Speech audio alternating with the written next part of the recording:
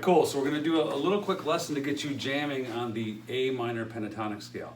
And with me today I have Nick, who I taught him this scale a long time ago when he was in 5th grade, and he's much older than that now. But we're going to go through the kind of the lesson that I would have done with him back then, and I do with many students. So this is good for teachers as well, a good way to teach a scale and get the students playing.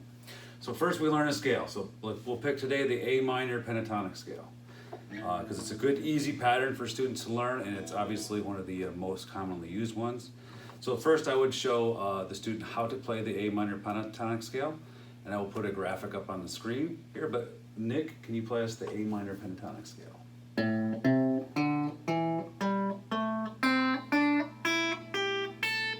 them do up and then back, yep.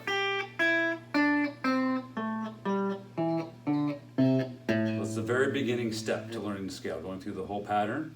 The first exercise I would add into it is the triplets exercise. So this is playing up 3 notes, going back a note, and playing up 3 notes again. Again, I will put a graphic on the screen for this, but we'll have you go ahead and try it out. And when you first try it, you have to really kind of concentrate and think, so going slow is good. We play up 3 notes in the scale. Back 1 step. Yep.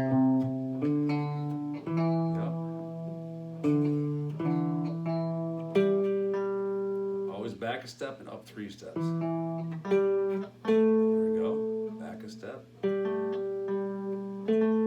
It's easy to get messed up. If you have to pause and think, that's fine. I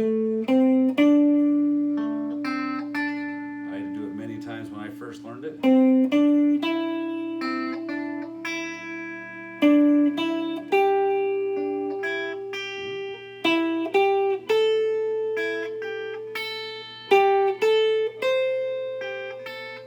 That's going up the scale. That's a good stopping point for just learning the pattern. So these ideas you can use with any new scale you learn. And if you get, you're playing it and you get lost in the pattern, I'll get myself lost on purpose. So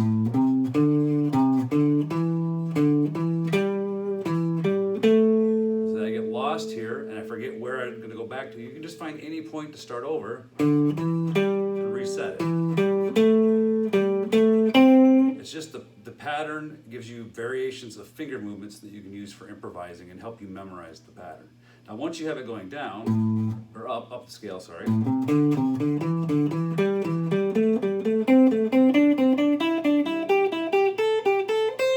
you feel confident with that, you can try going back down the scale.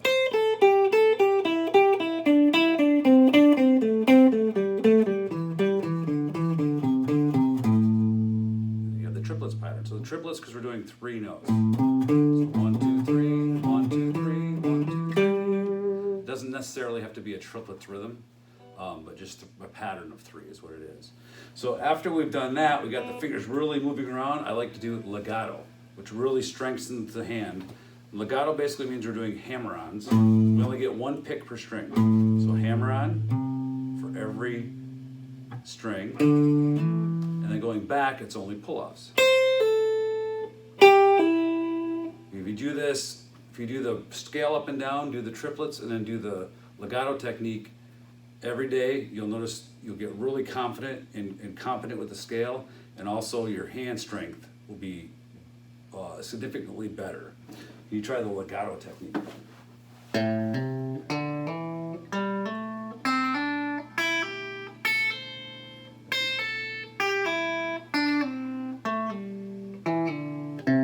Awesome. Now, way back when you were probably in 5th grade, the hammer-on probably sounded like this.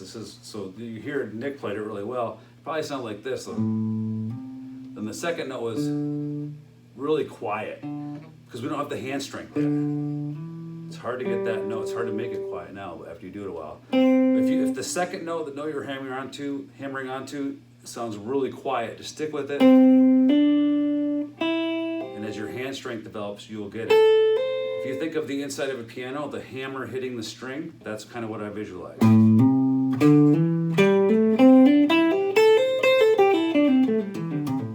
eventually you can do all legato where you're not doing any picking.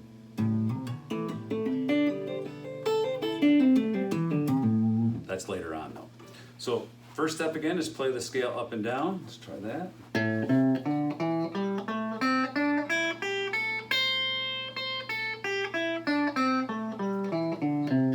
And then triplets, just going up the scale. We'll try that together.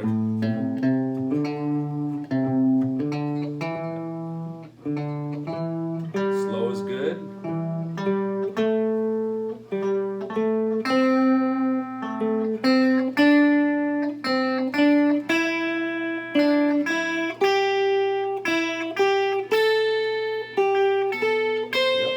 Once you get that, you can go the other direction. That's a sped up version. Listen to Led Zeppelin. You'll hear Jimmy Page do that all the time.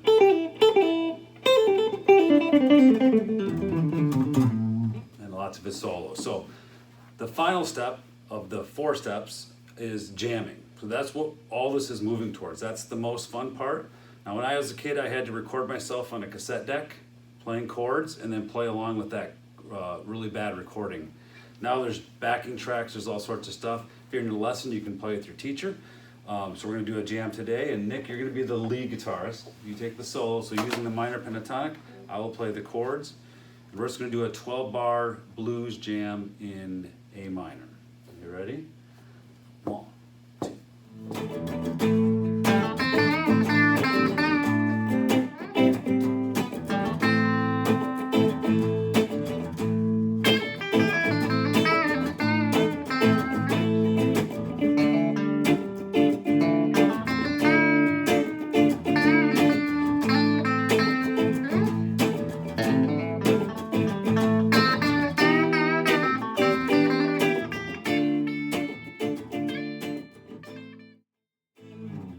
Very nice. So that gets you on your way to being able to improvise with the scale.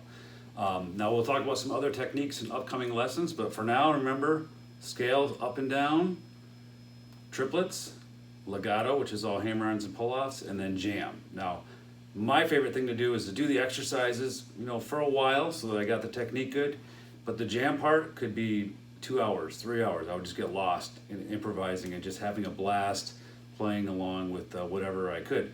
Playing along with Jimi Hendrix cassettes. Cassettes are little things we used to listen to music on for those younger kids out there, or records. Search YouTube for backing tracks. You can find a million that sound great with the A minor with that one. Have fun.